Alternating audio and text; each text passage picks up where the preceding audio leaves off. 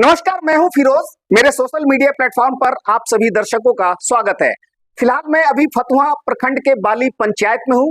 बाली पंचायत में होने का कारण यह है कि बाली पंचायत का जो पैक्स चुनाव है वो फिर से कराना पड़ा था।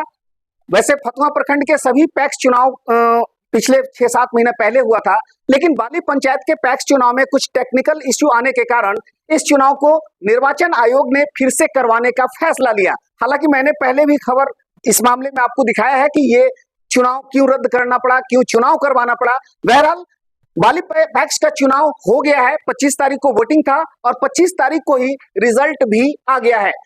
जबकि रिजल्ट वाले दिन ये खबर दिखा देनी चाहिए थी मुझे आपको, लेकिन बात यह है कि खबर इसलिए मैं नहीं दिखा पाया क्योंकि उस दिन रिजल्ट को आते आते बहुत ही देर हो गया। 2 बजे रात में रिजल्ट आया था और उसके बाद कल होकर के जो विजयी प्रत्याशी हैं उनसे मुलाकात नहीं हुई। यही वजह है कि आज मैं इसे ढूंढता हुआ बाली पंचायत में पहुंचा और जब मैं इनसे मिला तो ये गांव के भ्रमण पर थे, अपने क्षेत्र के मतदाताओं से मुलाकात करने के लिए निकले हुए थे। और इसी दौरान इनसे हमारी मुलाकात बाली गांव के ये कौन सा मंदिर है, ये बुढ़िया महामाया माई मंदिर है, जहां पर ये अपने समर्थक और गांव वालों के साथ इनसे मुलाकात हुई। तो आइए मैं इनसे मुलाकात करता हूं और आपसे मिलवाता हूं। रमेश जी, सबसे पहले तो इस चुनाव में आपने बड़े ही जोरदार तरीके से री एंट्री मारा है, विजय दर्ज किया है आपने। बधाई, आपको बहुत बहुत बधाई। इस जीत के उपलक्ष्य में आप क्या कहेंगे? इस जीत के उपलक्ष्य में हमारा जीत नहीं, हमारा जनता का जीत है, हमारा पंचायत का जीत है जी। लेकिन ये जो इस बार का जीत है आपका, मिला जुला करके पिछले वाले जीत के मुकाबले कुछ ज्यादा ही दमदार है।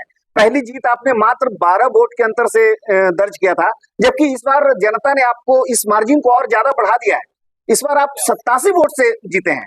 तो ये सब कैसे हुआ? एक बार 12 वोट जीतने के बाद है जे सदस्य को इस्तीफा दिवाकर हमारा से जे कमेटी को भंग कर दिया गया, तो उसके चलते उपचुनाव हुआ, उसका परिणाम उसका जनता लोग दिया, इससे हमारा अधिक आया।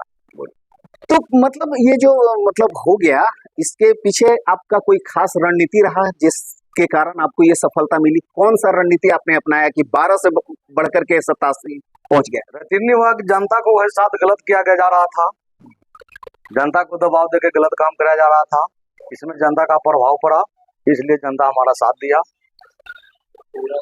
और चूंकि आप पैक्स सदस्य भी जो है घर में अपना सब खड़ी किए हुए था, जनता देखे उसका है सब है समर्थन। पैक्स का जो चुनाव होता है, दरअसल आप पहली बार इस चुनाव में आपने जीत दर्ज किया है? नहीं, इस दोबारा है सर। नहीं, ये तो दोबारा पहली बार जो आप जीते तो आपको काम करने का तो मौका नहीं मिला ना, तो पैक्स का कोई अनुभव आपके पास नहीं है। नहीं। और अब आप, मैं समझता हूं कि अब आगे और कोई प्रॉब्लम नहीं होगी, मतलब तुरंत आपको किसी दूसरे चुनाव का सामना नहीं करना पड़ेगा। जाहिर सी बात है कि हमारे साथ 10 सदस्य गण भी जीते हैं। आपका इस बार 11 में 10 जीत गया, कैबिनेट आपका कंप्लीट है। हाँ। तो आखिर इस बार आपका जो काम करने का तरीका होगा वो क्या होगा? कौन सा रणनीति अपनाएंगे कि आप अपने क्षेत्र के जो किसान हैं उनको, चूंकि पैक्स तो किसानों के लिए होता है और किसानों को लाभ देना होता है, तो आखिर आपका कुछ ऐसा सोच होगा, कोई ऐसी रणनीति होगी जिसके तहत आप किसानों को लाभ पहुंचाएंगे?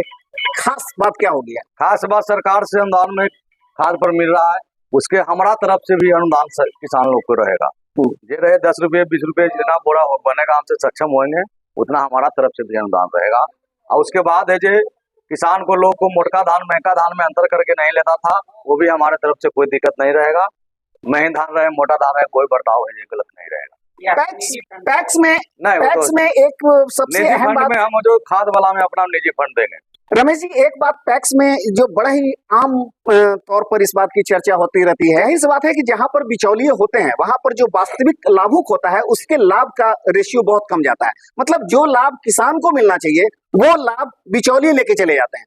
इसके लिए आप क्या करेंगे? हम जनता से रोंद किए हैं कि बिचौलियों को छोड़कर हमसे डायरेक्ट मिलिए, आपका सेवा हम किसी तरह से दिक्कत नहीं होने देंगे। चलिए, आपका जो प्रबंध कार्यकारिणी था उसमें कुल कितने लोग विजयी हासिल हुआ? 11 में 10 हुए। 11 में 10।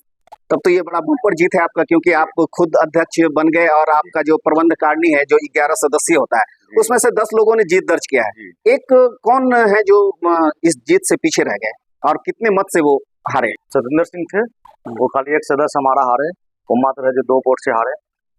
उनका मत है 218 था और उनसे उसका जो 220 था।